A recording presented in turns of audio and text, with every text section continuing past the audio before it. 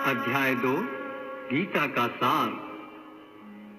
संजय ने कहा, करुणा से व्याप्त शोकयुक्त अश्रुपूरित नेत्रों वाले अर्जुन को देखकर मधुसूदन कृष्ण ने ये शब्द कहे। श्री भगवान ने कहा, हे अर्जुन, तुम्हारे मन में यह कलमश आया कैसे? यह उस मनुष्य के लिए तनिक भी अनुकूल नहीं है जो जीवन के मूल्य को जानता हो।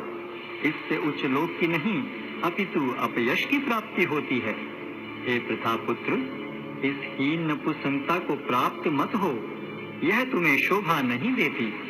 हे शत्रुओं के दमन करता, हृदय की शुद्ध दुर्बलता को त्याग कर युद्ध के लिए खड़े हो। अर्जुन ने कहा, हे शत्रुहंता, हे मधुसूदन, मैं युद्ध भूमि में किस तरह भीष्म तथा द्रोण जैसे पूजनीय व्यक्तियों पर उलटकर बाण चलाऊंगा?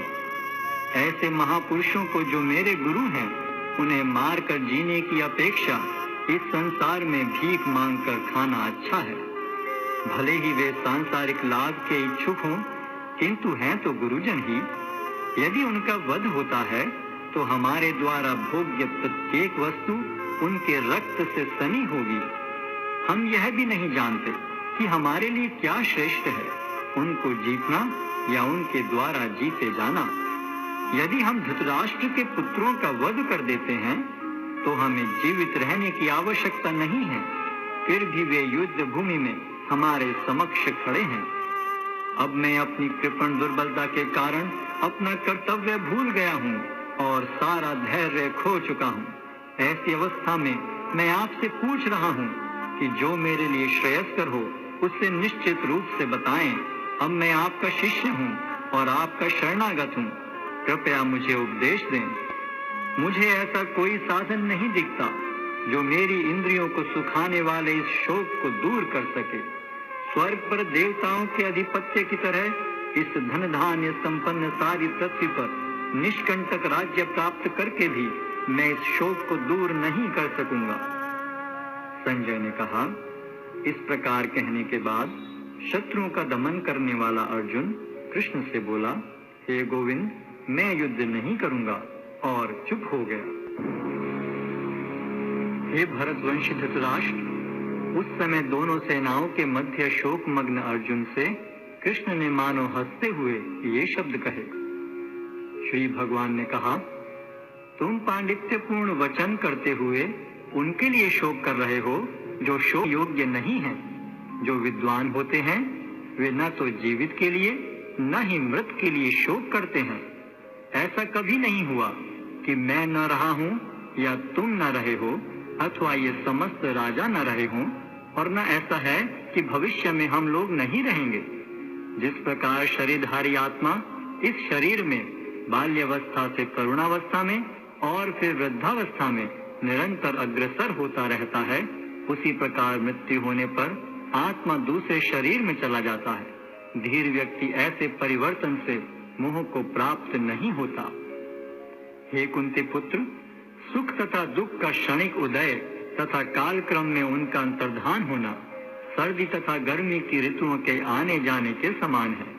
हे भरतवंशी, वे इंद्रिय बोध से उत्पन्न होते हैं और मनुष्य को चाहिए कि अविचल भाव से उनको सहन करना सीखे।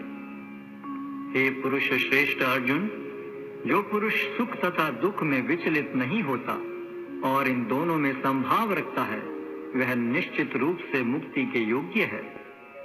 तत्वदर्शियों ने यह निष्कर्ष निकाला है कि असत का तो कोई चिरस्थायित्व नहीं है, किंतु सत अपरिवर्तनीय रहता है। उन्होंने इन दोनों की प्रकृति के अध्ययन द्वारा यह निष्कर्ष निकाला है। जो सारे शरीर में व्याप्त है उसे ही तुम अविनाशी समझो। उस अव्यय आत्मा को नष्ट करने में कोई भी समर्थ नहीं है। अविनाशी, अप्रमेय तथा शाश्वत जीव के भौतिक शरीर का अंत अवश्यम भावी है। अतः हे भरतवंशी, युद्ध करो। जो इस जीवात्मा को मारने वाला समझता है तथा जो इसे मरा हुआ समझता है, वे दोनों ही अज्ञानी हैं, क्योंकि आत्मा न तो मरता है और न मारा जाता है।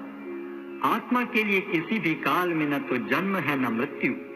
वह न तो कभी जन्मा है, न जन्म लेता है और न जन्म लेगा। वह अजन्मा, नित्य, शाश्वत तथा पुरातन है। शरीर के मारे जाने पर वह मारा नहीं जाता।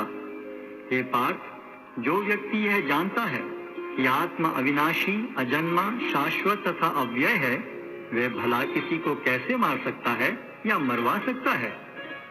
जिस प्रकार मनुष्य पुराने वस्त्रों का त्याग कर नए वस्त्र धारण करता है, उसी प्रकार आत्मा पुराने तथा व्यर्थ के शरीरों को त्याग कर नवीन भौतिक शरीर धारण करता है। यह आत्मा न तो कभी किसी शस्त्र द्वारा खंड खंड किया जा सकता है, न अग्नि द्वारा जलाया जा सकता है, न जल द्वारा भिगोया या वायु द्वारा सुखाया जा सकता है। यह आत्मा अखंडित तथा अघुलनशील है। इसे न तो जलाया जा सकता है, न ही सुखाया जा सकता है।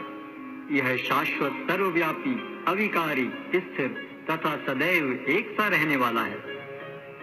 यह आत्मा अव्यक्त, अकल्पनीय तथा अपरिवर्तनीय कहा जाता है। यह जानकर तुम्हें शरीर के लिए शोक नहीं करना चाहिए। किंतु यदि तुम यह सोचते हो कि आत्मा अथवा जीवन का लक्षण सदा जन्म लेता है तथा सदा मरता है, तो भी हे महाबाहु, तुम्हारे शोक करने का कोई कारण नहीं है। जिसने जन्म लिया है उसकी मृत्यु निश्चित है और मृत्यु के पश्चात पुनर्जन्म भी निश्चित है। अतः अपने अपरिहार्य कर्तव्य पालन में तुम्हें शोक नहीं करना चाहिए। सारे जीव प्रारंभ में अव्यक्त रहते हैं, मध्य अवस्था में व्यक्त होते हैं और विनष्ट होने पर पुनः अव्यक्त हो जाते हैं। अतः शोक करने की क्या आवश्यकता है? कोई आत्मा को आश्चर्य से देखता है, कोई इसे आश्चर्य की तरह बताता है तथा कोई इसे आश्चर्य की तरह सुनता है, किंतु कोई कोई इसके विषय में सुनकर भी कुछ नहीं समझ पाते। हे भरतवंशी, शरीर में रहने वाले का कभी भी वध नहीं किया जा सकता। अतः तुम्हें किसी भी जीव के लिए शोक करने की आवश्यकता नहीं है। क्षत्रिय होने के नाते अपने विशिष्ट धर्म का विचार करते हुए तुम्हें जानना चाहिए कि धर्म के लिए युद्ध करने से बढ़कर तुम्हारे लिए अन्य कोई कार्य नहीं है। अतः तुम्हें संकोच करने की कोई आवश्यकता नहीं है।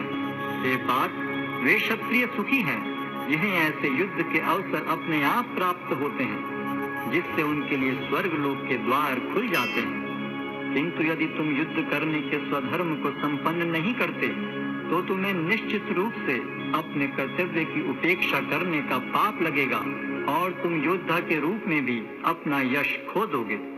लोग सदैव तुम्हारे अपयश का वर्णन करेंगे और सम्मानित व्यक्ति के लिए अपयश तो मृत्यु से भी बढ़कर है।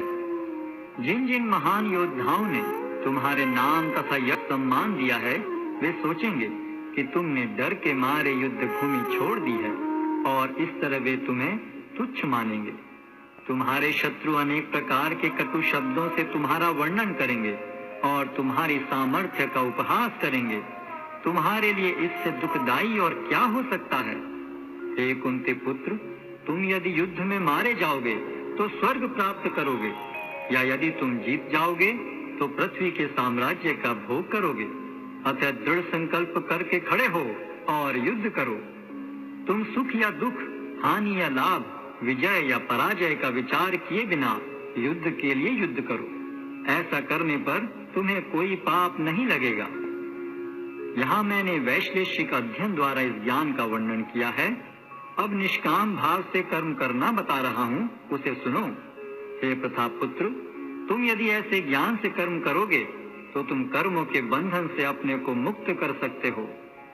इस प्रयास में न तो हानि होती है न ही ह्रास, अपितु इस पथ पर की गई अल्प प्रगति भी महान भय से रक्षा कर सकती है। जो इस मार्ग पर चलते हैं वे प्रयोजन में दृढ़ रहते हैं और उनका लक्ष्य भी एक होता है। हे कुरुनंदन, जो दृढ़ प्रतिज्ञ नहीं है उनकी बुद्धि अनेक शाखाओं में विभक्त रहती है। अल्पज्ञानी मनुष्य वेदों के उन अलंकारिक शब्दों के प्रति अत्यधिक आसक्त रहते हैं जो स्वर्ग की प्राप्ति, अच्छे जन्म, शक्ति इत्यादि के लिए विविध सकाम कर्म करने की संस्तुति करते हैं। इंद्रिय तृप्ति तथा ऐश्वर्य में जीवन की अभिलाषा के कारण वे कहते हैं कि इससे बढ़कर और कुछ नहीं है। जो लोग इंद्रिय भोग तथा भौतिक ऐश्वर्य के प्रति अत्यधिक आसक्त होने से ऐसी वस्तुओं से मोहग्रस्त हो जाते हैं, उनके मनों में भगवान के प्रति भक्ति का दृढ़ निश्चय नहीं होता। वेदों में मुख्यतया प्रकृति के तीनों गुणों का वर्णन हुआ है। हे अर्जुन, इन तीनों गुणों से ऊपर उठो, समस्त द्वैतों और लाभ तथा सुरक्षा की सारी चिंताओं से मुक्त होकर आत्मपरायण बनो। एक छोटे से कूप का सारा कार्य एक विशाल जलाशय से तुरंत पूरा हो जाता है। इसी प्रकार वेदों के आंतरिक तात्पर्य जानने वाले को उनके सारे प्रयोजन सिद्ध हो जाते हैं। तुम्हें अपना कर्म करने का अधिकार है, किंतु कर्म के फलों के तुम अधिकारी नहीं हो। तुम न तो कभी अपने आप को अपने कर्मों के फलों का कारण मानो, न ही कर्म न करने में कभी आसक्त हो। हे अर्जुन, जय अथवा पराजय की समस्त आसक्ति त्याग कर समभाव से अपना कर्म करो। ऐसी समता योग कहलाती है। हे धनंजय, भक्ति के द्वारा समस्त गर्हित कर्मों से दूर रहो और उसी भाव से भगवान की शरण ग्रहण करो। जो व्यक्ति अपने सकाम कर्म फलों को भोगना चाहते हैं वे कृपण हैं। भक्ति में संलग्न मनुष्य इस जीवन में ही अच्छे तथा बुरे कार्यों से अपने को मुक्त कर लेता है। अतः योग के लिए प्रयत्न करो, क्योंकि सारा कार्य कौशल यही है। इस तरह भगवत भक्ति में लगे रहकर बड़े बड़े ऋषि मुनि अथवा भक्तगण अपने आप को इस भौतिक संसार में कर्म के फलों से मुक्त कर लेते हैं। इस प्रकार वे जन्म मृत्यु के चक्र से छूट जाते हैं और भगवान के पास जाकर उस अवस्था को प्राप्त करते हैं जो समस्त दुखों से परे है। जब तुम्हारी बुद्धि मोह रूपी सघन वन को पार कर जाएगी तो तुम सुने हुए तथा सुनने योग्य सबके प्रति अन्य मनस्क हो जाओगे।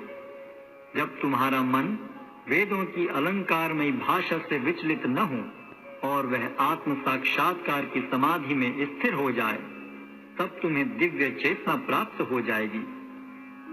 अर्जुन ने कहा, हे कृष्ण, अध्यात्म में लीन चेतना वाले व्यक्ति के क्या लक्षण हैं? वह कैसे बोलता है तथा उसकी भाषा क्या है? वह किस तरह बैठता और चलता है? श्री भगवान ने कहा, हे पार्थ, जब मनुष्य उत्पन्न होने वाली इंद्रिय तृप्ति की समस्त कामनाओं का परित्याग कर देता है और जब इस तरह से विशुद्ध हुआ उसका मन आत्मा में संतोष प्राप्त करता है, तो वह विशुद्ध दिव्य और जो आसक्ति, भय तथा क्रोध से मुक्त वह स्थिर मन वाला मुनि कहलाता है। इस भौतिक जगत में जो व्यक्ति न तो शुभ की प्राप्ति से हर्षित होता है और न अशुभ के प्राप्त होने पर उससे घृणा करता है, वह पूर्ण ज्ञान में स्थिर होता है। जिस प्रकार कछुआ अपने अंगों को संकुचित करके खोल के भीतर कर लेता है, उसी तरह जो मनुष्य अपनी इंद्रियों को इंद्रिय विषयों से खींच लेता है, वह पूर्ण चेतना में दृढ़ता पूर्वक स्थिर होता है। देहधारी जीव इंद्रिय भोग से भले ही निवृत्त हो जाए, पर उसमें इंद्रिय भोगों की इच्छा बनी रहती है। लेकिन उत्तम रस के अनुभव होने से ऐसे कार्यों को बंद करने पर वह भक्ति में स्थिर हो जाता है। हे अर्जुन, इंद्रियां इतनी प्रबल तथा वेगवान हैं कि वे उस विवेकी पुरुष के मन को भी बलपूर्वक हर लेती हैं जो उन्हें वश में करने का प्रयत्न करता है। जो इंद्रियों को पूर्णतया वश में रखते हुए इंद्रिय संयम करता है और अपनी चेतना को मुझ में स्थिर कर देता है, वह मनुष्य स्थिर बुद्धि कहलाता है। इंद्रिय विषयों का चिंतन करते हुए मनुष्य की उनमें आसक्ति उत्पन्न हो जाती है और ऐसी आसक्ति से काम उत्पन्न होता है और फिर काम से क्रोध प्रकट होता है। क्रोध से पूर्ण मोह उत्पन्न होता है और मोह से स्मरण शक्ति का विभ्रम हो जाता है। जब स्मरण शक्ति भ्रमित हो जाती है तो बुद्धि नष्ट हो जाती है और बुद्धि नष्ट होने पर मनुष्य भवकूप में पुनः गिर जाता है। किंतु समस्त राग तथा द्वेष से मुक्त एवं अपनी इंद्रियों को संयम द्वारा वश में करने में समर्थ व्यक्ति भगवान की पूर्ण कृपा प्राप्त कर सकता है। इस प्रकार से कृष्ण भावनामृत में तुष्ट व्यक्ति के लिए संसार के तीनों ताप नष्ट हो जाते हैं और ऐसी तुष्ट चेतना होने पर उसकी बुद्धि शीघ्र ही स्थिर हो जाती है। जो कृष्ण भावनामृत में परमेश्वर से संबंधित नहीं है, उनकी न तो बुद्धि दिव्य होती है और न ही मन स्थिर होता है। जिसके बिना शांति की कोई संभावना नहीं है, शांति के बिना सुख हो भी कैसे सकता है। जिस प्रकार पानी में तैरती नाव को प्रचंड वायु दूर बहा ले जाती है, उसी प्रकार विचरणशील इंद्रियों में से कोई एक जिस पर मन निरंतर लगा रहता है, मनुष्य की बुद्धि को हर लेती है। अतः हे महाबाहु, जिस पुरुष की इंद्रियां अपने अपने विषयों से सब प्रकार से विरत होकर उसके वश में है, उसी की बुद्धि निस्संदेह स्थिर है। जो सब जीवों के लिए रात्रि है, वह आत्म संयमी के जागने का समय है, और जो समस्त जीवों के जागने का समय है, वह आत्म निरीक्षक मुनि के लिए रात्रि है। जो पुरुष समुद्र में निरंतर प्रवेश करती रहने वाली नदियों के समान इच्छाओं के निरंतर प्रवाह से विचलित नहीं होता और जो सदैव स्थिर रहता है, वही शांति प्राप्त कर सकता है, वह नहीं जो ऐसी इच्छाओं को तुष्ट करने की चेष्टा करता हो। जिस व्यक्ति ने इंद्रिय तृप्ति की समस्त इच्छाओं का परित्याग कर दिया है, जो इच्छाओं से रहित रहता है और जिसने सारी ममता त्याग दी है तथा अहंकार से रहित है, वही वास्तविक शांति को प्राप्त कर सकता है। यह आध्यात्मिक तथा ईश्वरीय जीवन का पथ है, जिसे प्राप्त करके मनुष्य मोहित नहीं होता। यदि कोई जीवन के अंतिम समय में भी इस तरह स्थित हो, तो वह भगवत धाम में प्रवेश कर सकता है।